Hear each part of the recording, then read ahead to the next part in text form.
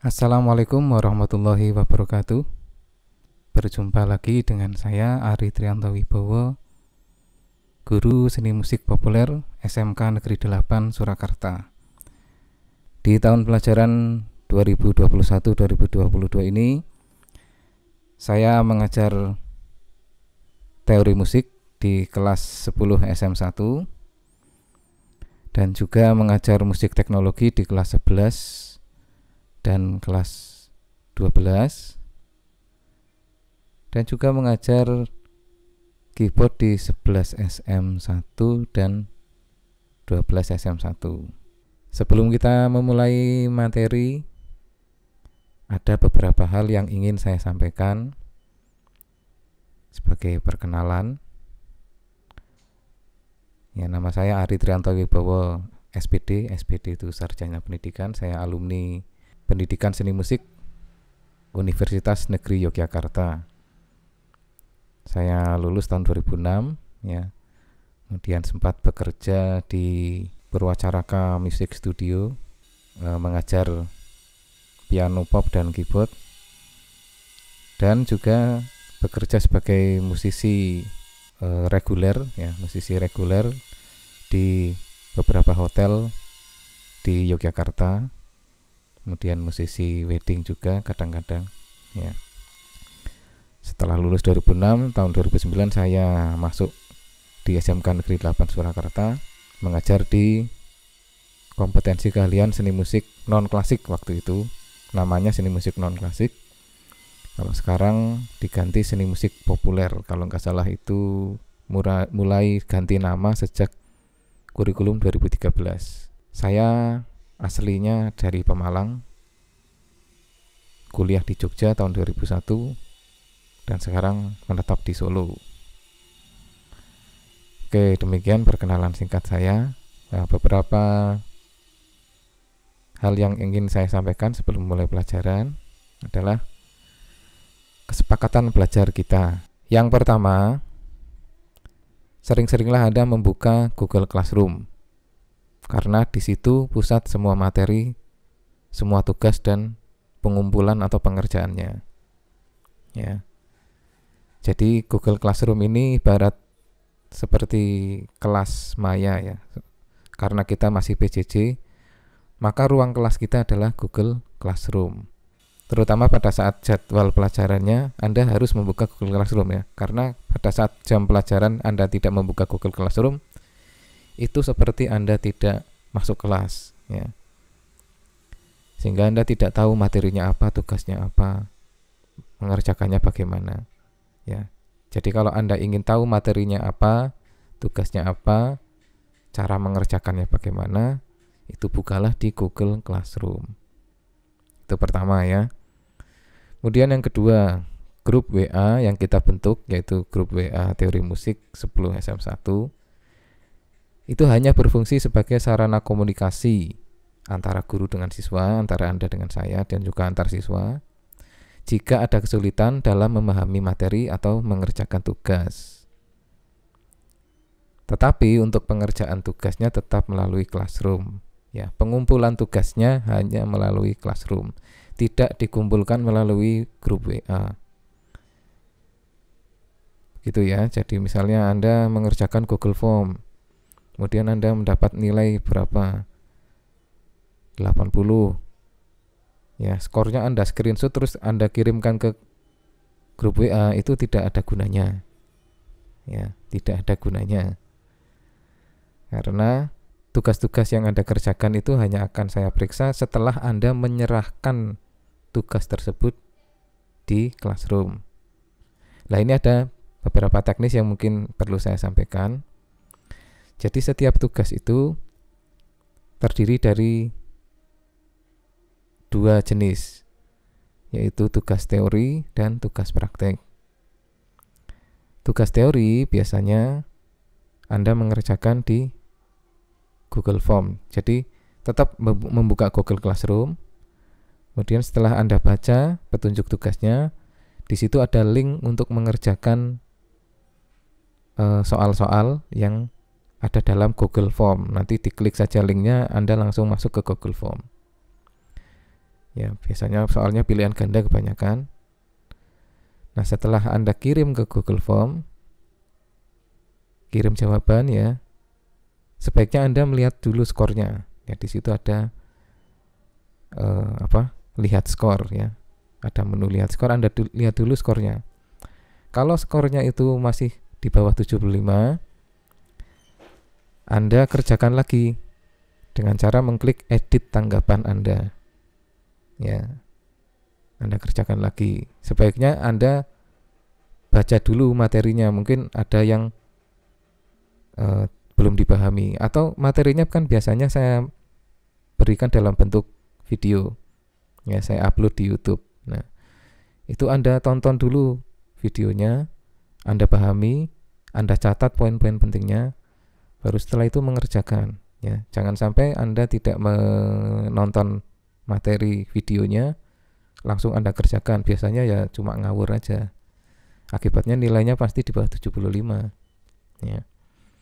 Jadi Anda tonton videonya, baru Anda buka Google Form-nya, Anda kerjakan, kirim, ya. Kemudian lihat skor.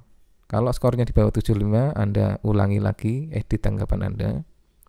Kalau skornya di atas 75, Anda kembali lagi ke Google Classroom, buka kembali tugas yang tadi, kemudian seret tab tugas Anda ke atas, kemudian diklik tandai sebagai selesai.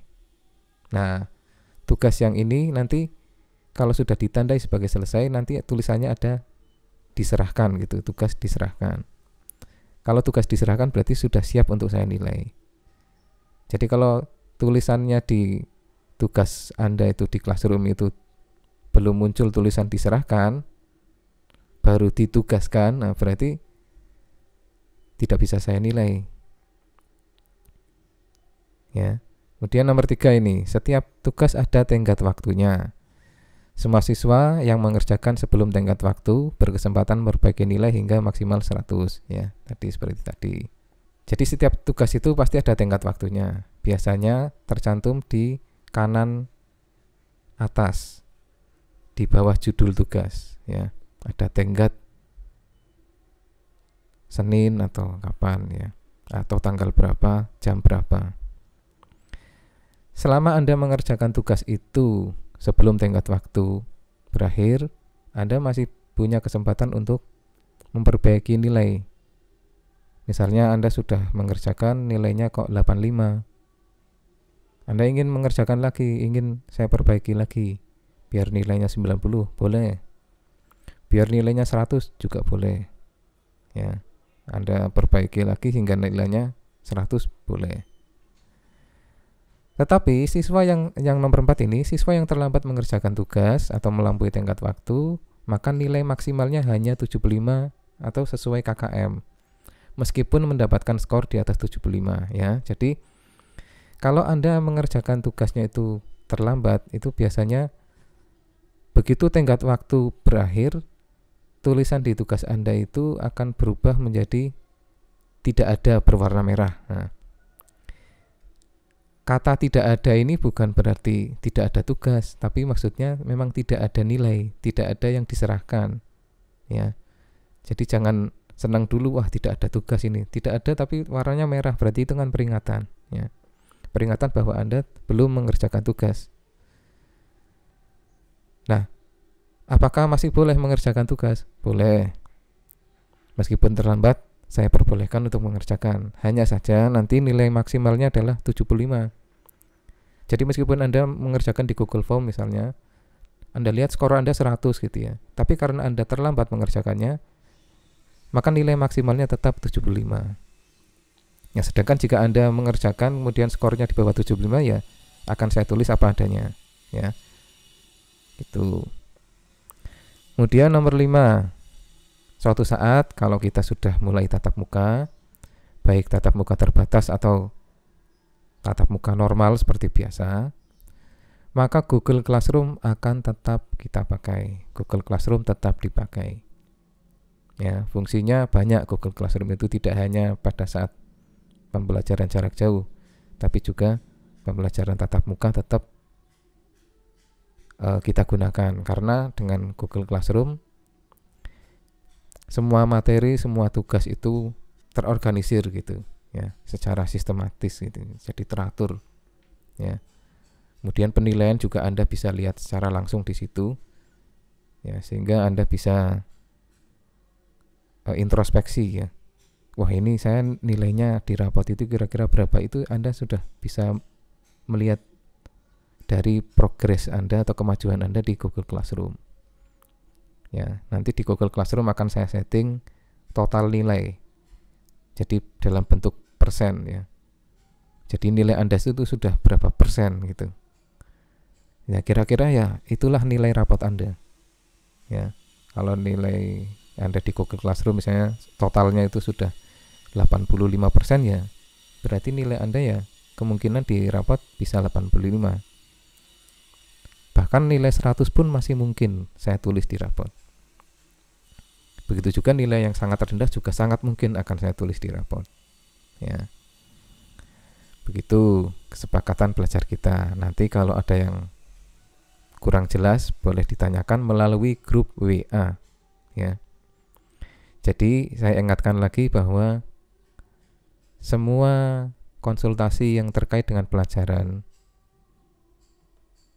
teori musik, tolong tanyakan di grup WA teori musik, bukan melalui kontak langsung atau japri ke nomor saya. Kenapa demikian? Karena supaya saya tidak menjawab pertanyaan yang sama berkali-kali. Kalau saya jawab di grup itu kan, misalnya ada pertanyaan, Pak, ini kok Google Form-nya tidak bisa dibuka. Ya.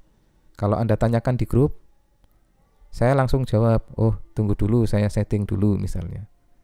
Setelah saya setting sudah selesai, silakan dibuka. Teman-teman Anda itu bisa melihat jawaban saya. Tapi kalau Anda bertanya di japri melalui WA saya, kalau saya jawab nanti ada teman Anda yang lain bertanya hal yang sama, saya jawab lagi. Padahal jawabannya juga sama, kan capek ya. Tidak efektif gitu ya. Saya membuang waktu hanya untuk menjawab pertanyaan yang sama. Tapi kalau Anda tanya di grup WA, maka pertanyaan Anda dan jawaban saya bisa dilihat oleh semua teman-teman Anda yang lain yang mungkin akan menanyakan hal yang sama. Oke, setelah itu kita mulai masuk ke perkenalan materinya. Apa saja yang dipelajari dalam teori musik?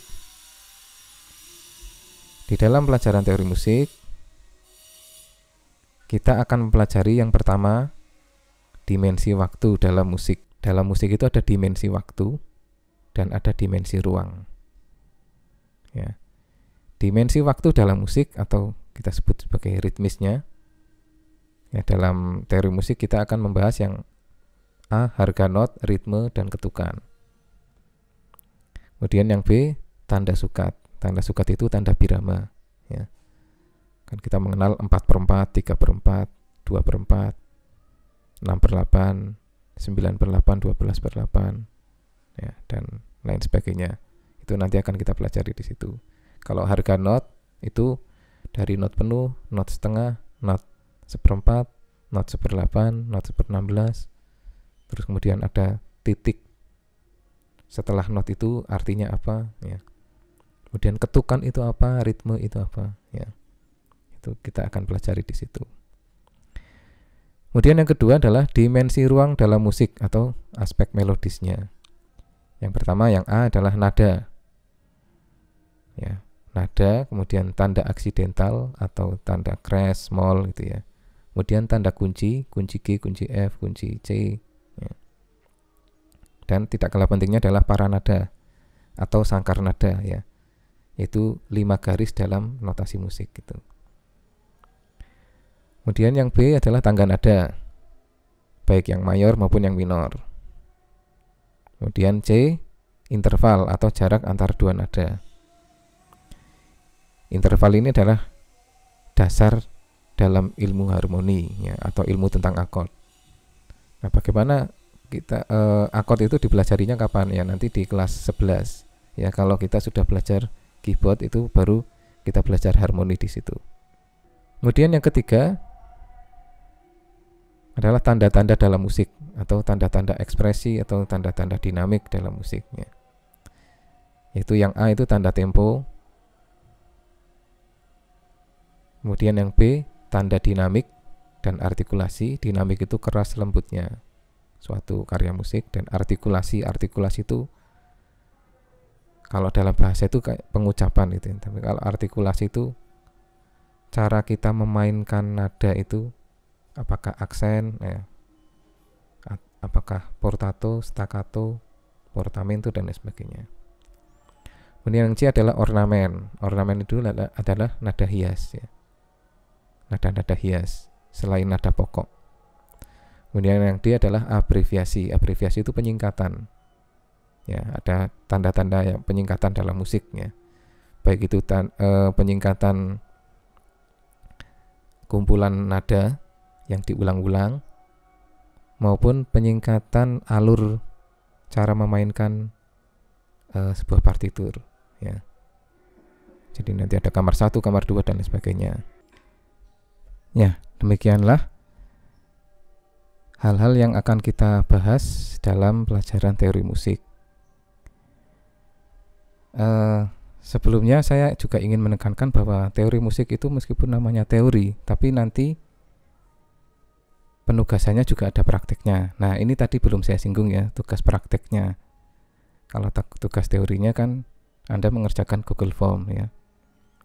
Kalau tugas prakteknya biasanya Anda akan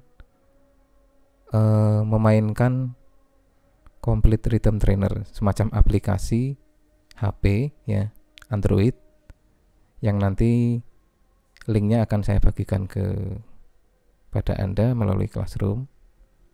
Bagaimana cara membaca not, kemudian bagaimana cara menuliskan apa yang Anda dengar, ya, tapi secara ritmis. Namanya Complete Rhythm Trainer. Itu nanti ada berbagai level, ya. Anda bisa belajar cara membaca not dan juga menuliskan not di situ melalui aplikasi tersebut. Nah, permainan Anda dalam aplikasi tersebut nanti Anda rekam layar, dijadikan video, dan videonya dikirimkan melalui Classroom, ya, kepada saya. Itu tugasnya seperti itu, ya. Tugas prakteknya nanti seperti itu. Nah, teori musik ini merupakan suatu yang sangat penting bagi Anda sebagai musisi, ya. Baik itu sebagai pemain, apalagi sebagai arranger atau komposer. Karena dengan memahami teori musik, ketika Anda membaca partitur itu Anda akan lebih lancar, ya. Ketika Anda mendengarkan musik yang tidak ada partiturnya, kemudian Anda ingin membuat suatu catatan supaya Anda tidak lupa, itu juga bisa lebih lancar dengan teori musik yang kuat, ya. Kan kadang-kadang kita juga berlatih band misalnya, itu kita harus menghafalkan beberapa melodi, ya, interlude atau intro, atau mungkin rangkaian alur memainkan suatu lagu, ya. Kadang-kadang kita hanya mencatat ala kadarnya karena kita tidak tahu teori musik, ya. Tapi kalau kita tahu teori musik, kita bisa mencatat dengan lebih sistematis, lebih pasti. Sehingga saya seringkali seperti itu, berlatih bersama teman-teman yang tidak bisa menulis notasi. Biasanya saya menjadi orang yang paling ingat ini alur lagunya seperti apa, dimainkan dalam tangan ada apa, melodinya seperti apa. Itu saya paling ingat. Kenapa? Karena pada saat latihan saya mencatat, saya tulis di dalam notasi, sehingga ketika latihan berikutnya yang lain sudah pada lupa, saya belum lupa. Kenapa? Karena ada catatannya, ya. Jadi itu fungsinya. Selain juga jika Anda menjadi musisi orkestra, pasti membaca partitur adalah suatu yang mutlak bagi Anda, dan tanpa teori musik yang kuat, Anda tidak mungkin bisa membaca partitur dengan baik.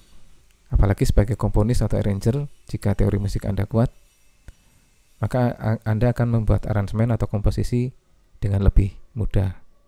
Tidak trial and error, ya. Tidak coba-coba terus gagal berkali-kali, ya. Oke, demikian pengantar dari pelajaran teori musik kali ini. Jika ada sesuatu yang tidak jelas, bisa dikonsultasikan melalui grup WA Teori Musik. Terima kasih. Assalamualaikum warahmatullahi wabarakatuh.